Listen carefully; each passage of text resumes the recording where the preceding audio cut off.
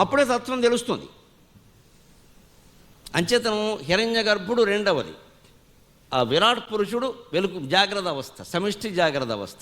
హిరణ్య గర్భుడు సృష్టి చేసిన అవస్థ, కలగంటున్న అవస్థ. మూడవ దశ ఈశ్వరుడు. సరిగ్గా మనం ఈశ్వరుడు అని చెప్పే శివుడు ఆ దశలో ఉంటాడు ఎప్పుడు, సుషుప్తి. ఆయన దేన్ని పట్టించుకోడు. మీరు పురాణ కథల్లో కూడా చూడండి, సాధారణంగా ఏ రాక్షసుడు గొడవైనా శివుడి దగ్గరికి వెళ్ళింది అంటే ఇంకా సుప్రీంకోర్టు చీఫ్ జస్టిస్ దగ్గరికి వెళ్ళింది అనమాట. అది గతి లేక, ఇక వీళ్ళెవరి వల్ల కాకపోతే నాయన నువ్వే దిక్కని అలాంటి వాడు శివుడు. ఇంకా ఈ విష్ణువు వల్ల, బ్రహ్మ వల్ల, దేవతల వల్ల, ఎవ్వరి వల్ల కాకపోతే మొత్తం ప్రపంచాన్నంతా మింగేసేవాడు ఆయన ఒక్కడే కాబట్టి లయకారకుడు ఆయన్ని పట్టుకుంటారు.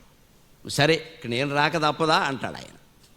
అప్పుడు కూడా వీలైనంత వరకు అమ్మవారికి చెబుతాడు, పార్వతి నువ్వు చూసుకో అంటాడు ఆయన. ఏ పని చేసే రకం కాదు, సుఖంగా భార్య సంపాదిస్తుంటే కూర్చుని తినే రకం.